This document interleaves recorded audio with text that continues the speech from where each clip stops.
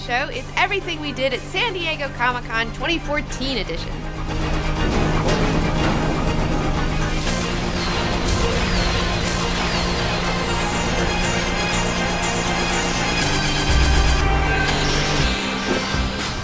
Well, we're here. Kufu and I are in San Diego for Comic-Con.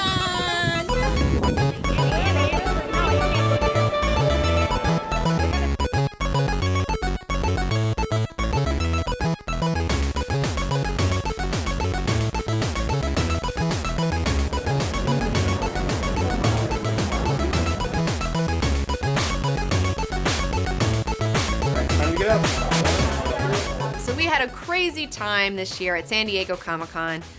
It was such a blur. It just like blurs by you. It's insane how fast it goes. But I got to see some cool sights and sounds and meet some cool people, so... You forgot to mention me, I was there. Robot got to come to Comic-Con this year. He had an excellent time. He was also there doing signings for people and taking pictures with all of our viewers, and a lot of people were really excited to see Robot. So if you didn't get to go to Comic-Con, you can live vicariously through me and watch this video and see all the sights and sounds. Yeah. Without having to spend $10 on a hot dog. So, Yeah. or nachos or whatever.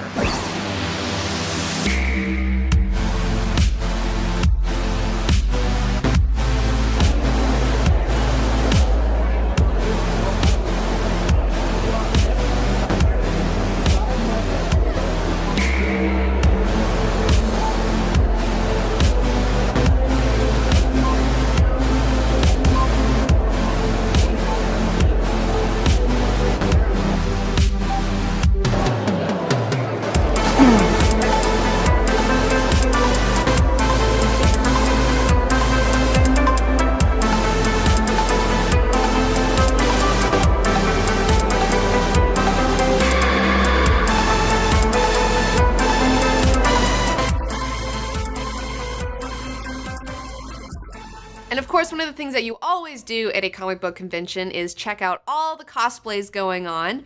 And this year, hands down, my favorite cosplay was done by Cinema Makeup School, who is a makeup school here in LA who teaches people how to do effects makeup for movies and TV shows and things like that.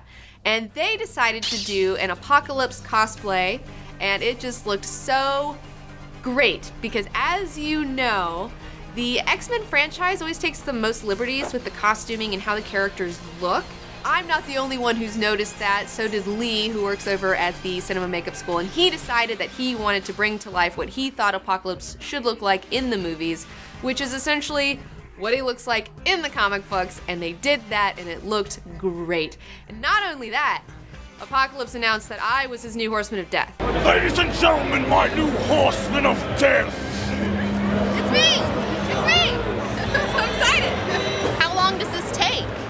Well, we started 3 months ago, and we wanted him to be larger than life. We wanted stilts, him to be at least 7 foot tall, and to incorporate cosplay with makeup. So We tried to beat them to the punch a little bit. Yes. We're getting tired of just seeing a leather overcoat and some pistols on the side. So we wanted to go with the comic book. Really nailed it. Out of the park. He looks just like the comics. Thank you for your hard work. Thank you. Team 19 is friends with Cinema Makeup School. We've gotten to go check out their facilities, which is so cool. And they've had a lot of their students end up on Face Off and things like that. So they're a really awesome place. Like, man, I want to go take some classes, like, really bad. And they're also going to be helping us with some of our calendar projects. So I'm really excited to be working with them on that. So be on the lookout in November. You'll see what they helped us do. It's going to be crazy. I don't want to say anything right now because I don't want to spoil it, but it's going to be pretty awesome. What do you think of Michael Bay doing the new Ninja Turtles movie? Thumbs up or thumbs down? We saw a lot of cosplay going on this year, and some of my favorite cosplayers weren't my favorites because they were so good. It was just because they were so ridiculous. I met these bro turtles, and I asked them what they thought of the new upcoming Ninja Turtles movie. What do you think of Michael Bay doing the new Ninja Turtles movie? Oh, It's gonna be the best movie alive! Sick! Can't wait to see it! Megan Fox, if you want to hang out. Yeah, where's Megan Fox right now? You want to hang out with Michael We're Bay? gonna see her tonight. I'm here, We're gonna girl. find her. They were so excited and proclaimed that it is going to be the best movie alive. That is my new favorite saying from now on. I'm stealing that. Thanks, Bro Turtles. Oh, we're It's gonna be the excited. best It's movie gonna be alive! sick. So what did you think about the Turtles movie? Oh, I didn't see it. I'm not gonna give them my money, nor do I want that in my consciousness. I'm just gonna... So you don't know if it's the best movie alive? I don't know if it's the best movie alive or not, but I have a feeling that it's not. So... And of course, I did a little bit of cosplaying myself. This year, I chose to be Angel Crawford, the main character from the White Trash Zombie series by Diana Rowland. A little hungry, y'all. Just got shot up a little bit. I'm not so tanked up on brains. One of the main reasons that I chose to cosplay as this is because I wanted to protest the CW's iZombie show that's coming out, I believe, this fall. Why? Why are you protesting? Well, because iZombie is ripping off White Trash Zombie, and because that show's getting made, White Trash Zombie isn't getting made, which totally sucks because I could have been that character and at least auditioned for it. I mean, I'd totally be the character, but whatever. So I wanted to represent and be like, no, iZombie, White Trash Zombie is in the house, and what's up? Fuck iZombie, that shit sucks. The highlight of my White Trash Zombie cosplay was going over to the Penguin Books area where the ladies working there were just so thrilled and delighted to see one of their characters showing up. I think I'm probably maybe the first one to cosplay as Angel Crawford. And I should be the last because I'm the best at it. It's me, y'all! By the way, How the White Trash Zombie Got Her Groove Back, the latest book in the series, just came out. You can check it out on Audible. I highly recommend it because the girl who does the voice for it is just amazing. And Dan Dos Santos painted this cover, and I modeled for it. So check it out. Another event I did at Comic-Con was I got my first corporate sponsorship with MTV and Kotex for their fandom awards. So I was the tampon girl. Tampon girl, what's that? During their fandom awards, Kotex was one of their sponsors, so they wanted to do like a 60-second vignette of a strong and independent woman at Comic-Con, and that's me. So they followed me around for a day. We got a lot of really good footage showing what I was up to, and then I got to go to the fandom awards and be there and do all that sort of stuff too. Save the undies.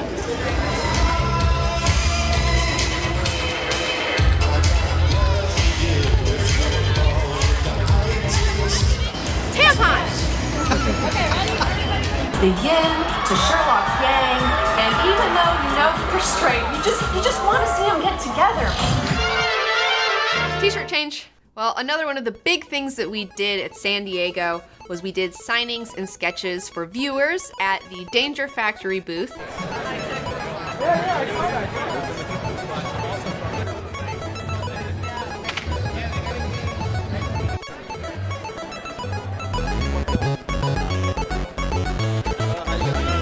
Drawing some sketches for fans. Yay! This is a sketch of Robot Eye and our two viewers. Yay! There we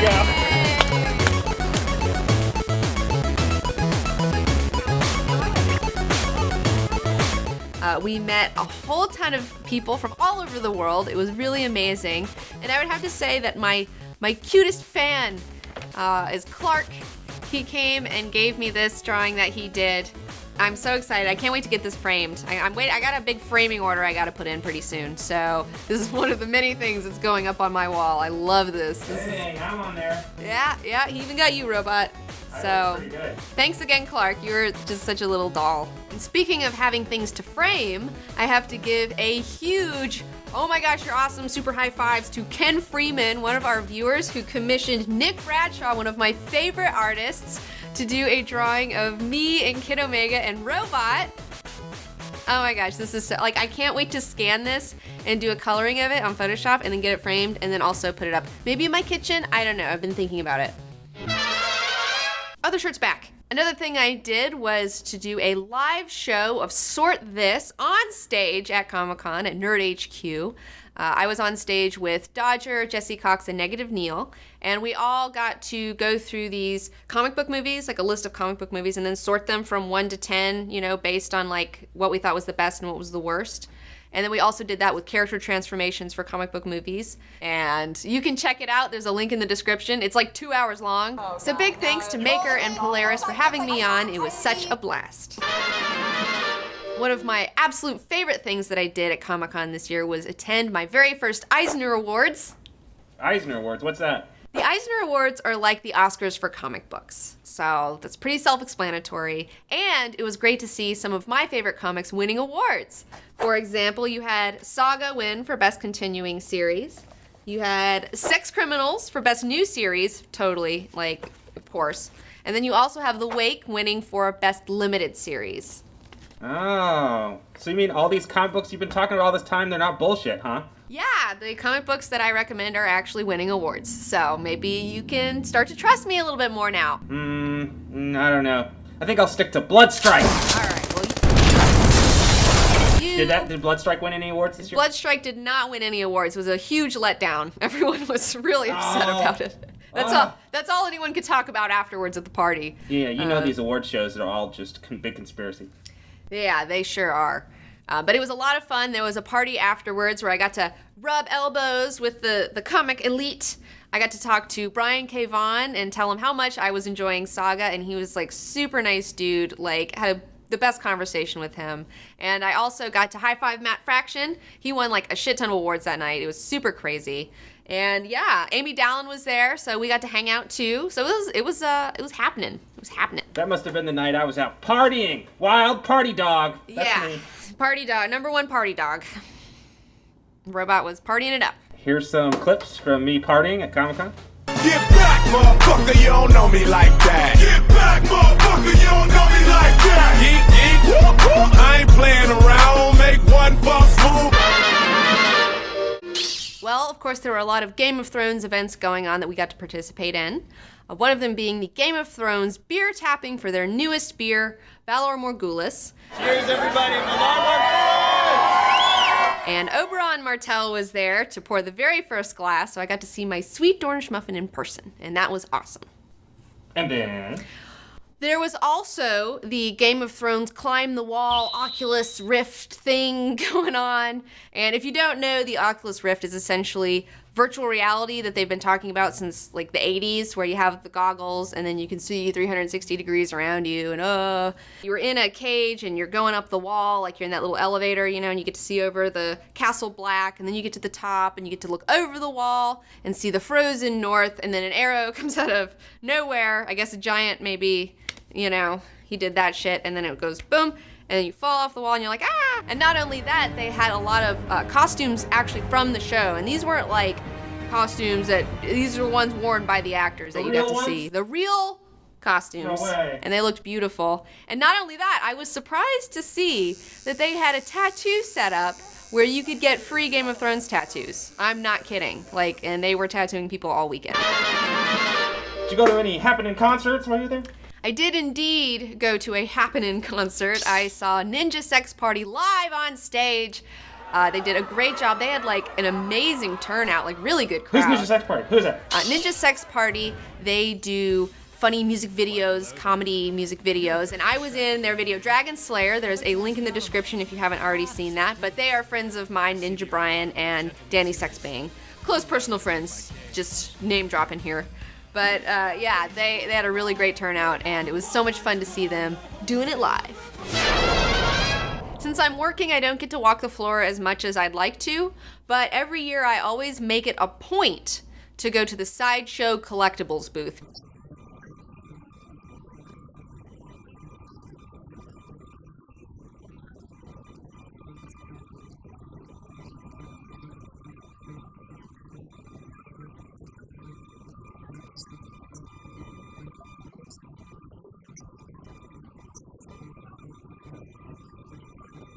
One of their newest sculptures is of a Sentinel from X-Men that looked amazing, amazing. I wish that they would have that in the movies, use that design, because it looks badass.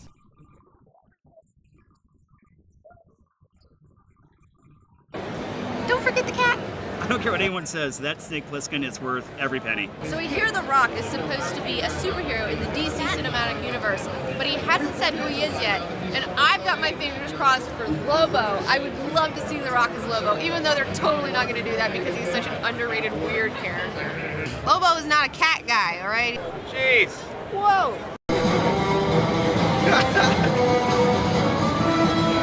I think the coding doesn't matter. These guys know what's up. They know how to tweak something and make it cooler and more realistic while also sticking to the original like form of what it's supposed to be. I think they're on that line perfectly. And they had this whole exhibit of like, I can't remember what it was called, it was like necro something, where they had all these different designs of like of gods of death that were so cool, man. I don't even know what the fuck it's supposed to be, but I want one. I'll tell you that right now. Those things were awesome. Like, those sculptors over there are just whoa. I want to wear that.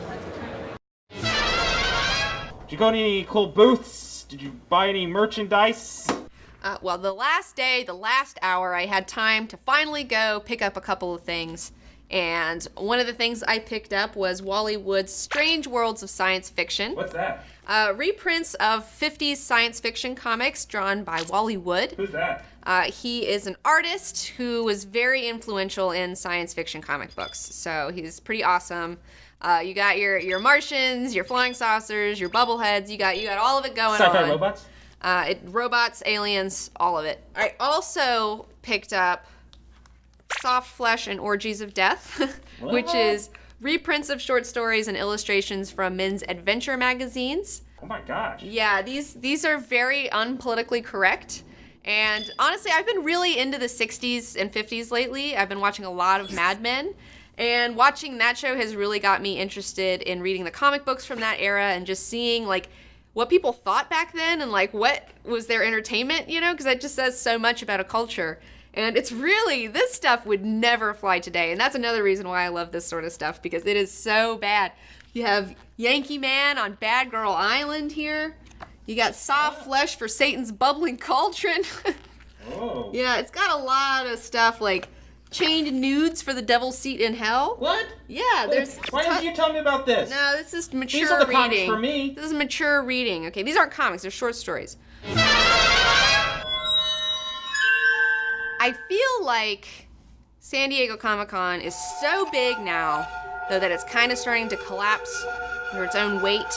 You know, it's definitely a level 10 convention. Like, it's just very, very crowded. And I would say personally that if you're looking to go to a comic book convention, I would say maybe you should hit up some of the smaller conventions instead of trying to go to San Diego. Just saying. Because there's a lot of them that are super awesome and way easier to see stuff, and you don't have to like fight crowds all constantly, and it's, man, San Diego is just a lot to deal with. I would suggest New York Comic-Con is a good one because it's a really big comic convention, but it's less Hollywood because like it's not close to Hollywood, so they're not going to fly all the way out there.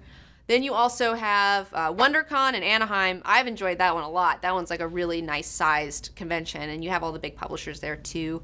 If you like cosplay, DragonCon is the one to go to. DragonCon is like my favorite, and I'm so sad that we're not going to get to go this year. Oh, why? Well, since we got sick from Comic-Con, you know, we're kind of behind on some projects, so we really can't afford to take time off to go to DragonCon. So next year, DragonCon.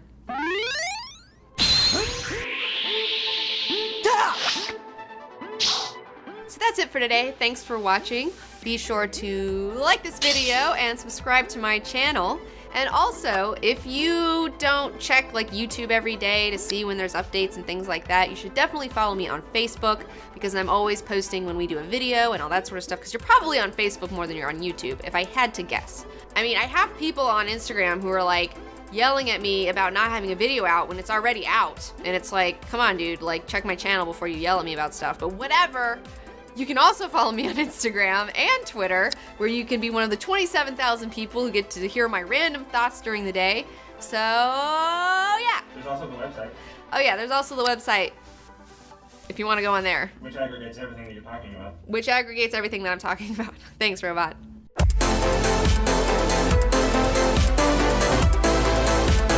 Update. As previously stated, the Comic Book Girl Named Teen Show will be ending our season the beginning of September, but don't worry. Instead, we're going to be putting out a bunch of cosplay videos over the next few months as we gear up for the release of our Magic Sexy cosplay calendar in November. Special thanks to Novak for letting us use one of his songs in our latest video. You can check out more of his work at soundcloud.com/NovakSounds. So what else happened at Comic-Con? Well, one of my most exciting experiences at Comic-Con was also getting to meet two of my favorite people. I got to meet Grant Morrison, who is one of my favorite comic book writers of all time, and he was so cool. Oh my gosh, it was like the best. And I didn't make a fool of myself in front of him, which was even better. I also met Doug Jones, who's one of my personal people that I like to watch. He is an actor, but he's always covered in full makeup, so you never know who he is. But he was Abe Sapien in Hellboy. He was in Pan's Labyrinth. He played Pan and also the eyeball guy. So he's just amazing, and I totally fangirled out on him, and it was the best experience. Bonus meet and greet, I bumped into Max Landis, and he was super awesome. He was a very, very cool guy. Max Landis is a writer, son of John Landis, and he is responsible for Chronicle and things like that. He's got a bunch of movies coming out this year. He's one to follow. Very cool guy. He's also done some really funny videos, internet videos about the death of Superman is a big one. You may have checked that one out. That one you should totally watch if you haven't, because it's hilarious. But a huge shout out to Rex Edlund of Industry Showroom, Popular Naughty Danger Factory. This is a Danger Factory t-shirt right here that he designed. Thank you so much for putting us up and letting us hang out at your booth. We had the greatest time, as always. And you should go check out dangerfactory.com to see some of his t-shirts. And of course, I also stopped by the Humanoids booth, one of my favorite publishers. And I got to talk to Ladrone. We got an interview with him, who illustrated Final Inkle. He is just an amazing artist. Like, his artwork will just blow your friggin' mind. I mean, seriously, like, check this shit out. I just randomly opened that, and it looks amazing. So yeah, we got an interview with him. So awesome. And not only that, Humanoids had these tarot cards from artwork from Final Inkle that I got. So these are like my favorite swag of the whole time. Signed, of course. No big deal. The interview should be coming out shortly. As I said, it'll be a separate video, and I was just feel so lucky to be able to talk to such an amazing artist. It's like, he's so humble. I've yet to meet an asshole comic book artist or writer. I'm sure they're out there, but I haven't met them yet. We're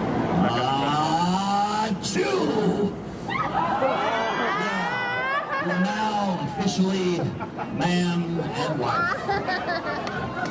By the power vested in my monster snot,